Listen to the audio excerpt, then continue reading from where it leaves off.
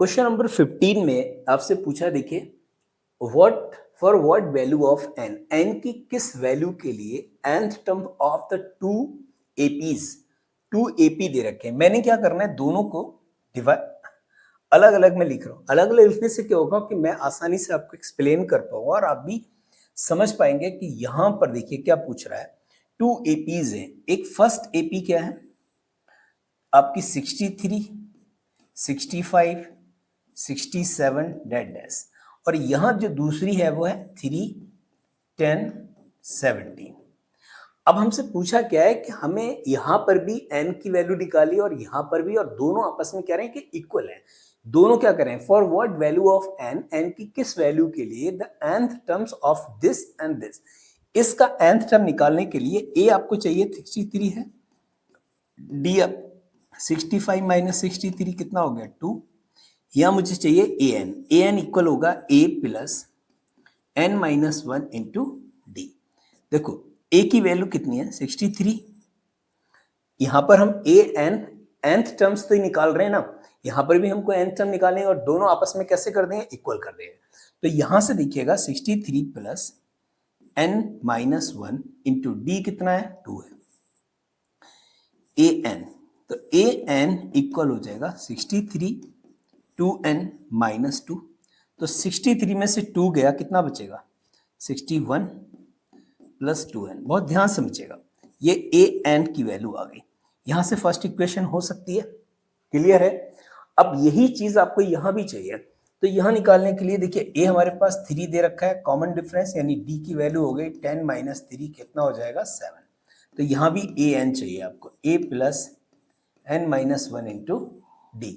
तो an equal a हो गया 3 प्लस n कितना है, n है हमारे पास और d है 7, तो हो जाएगा आपके पास 3 प्लस 7n माइनस 7। ओके, तो इस 7 में देखिए इधर आएंगे तो माइनस का 4 प्लस का 7n, ये आपकी an आ गई। और अकॉर्डिंग टू क्वेश्चन क्या बोल रहा है, अकॉर्डिंग टू क्वेश्चन बोल रहा है कि दोनों आपस में सेम है, इक्वल बोल रहा है ना। तो हमने क्या किया, an इक्वल है an के, an की वैल्यू यहां कितनी है 61 प्लस 2n, और यहां कितनी है माइनस 4 प्लस 7n। यहां तक समझ में आ गया ना।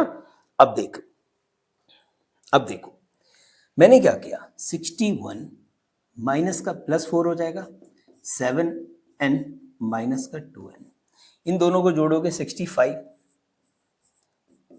इसमें से इसको सब्ट्रैक्ट करोगे 5n, तो n की जो वैल्यू है वो 65 बाई 5 कितना आ गया 13, यानी n इक्वल हो गया 13। मींस अगर हम 13th टर्म की बात करें, 13 टर्म से दोनों का कैसा होगा, सेम होगा।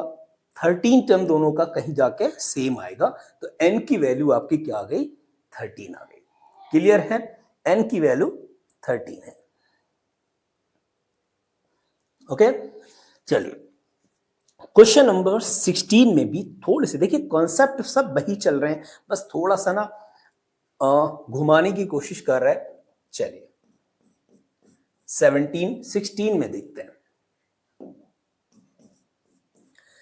करें, determine the AP whose third term is 16th and 17th term 7 terms और एक्सीड है 5th टर्म से 12। तो पहले हम देखेंगे, हमसे पूछ रहा था थर्ड टर्म जो है वो 16 है, तो a3 इक्वल 16 के है, और a3 को लिख सकते हैं a प्लस 2d इक्वल 16। ये इक्वेशन फर्स्ट हो गई।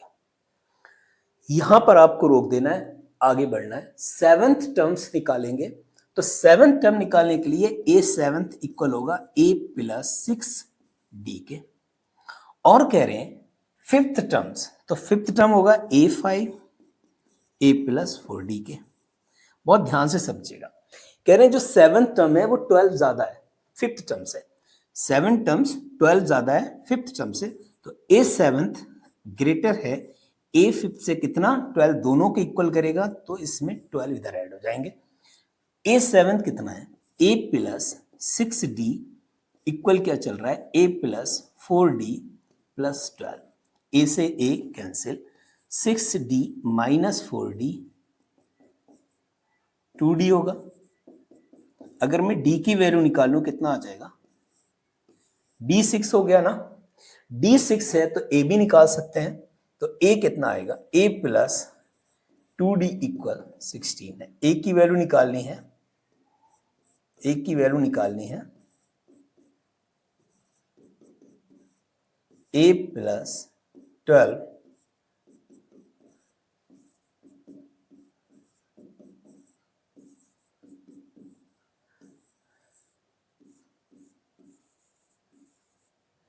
ए की वैल्यू कितनी हो गई, 4 हो गई।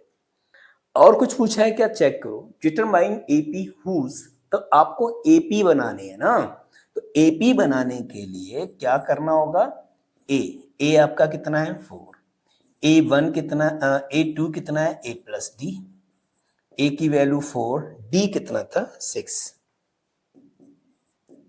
10, A3 कितना है, A plus 2d, A plus 12, 4 plus 12 16, okay.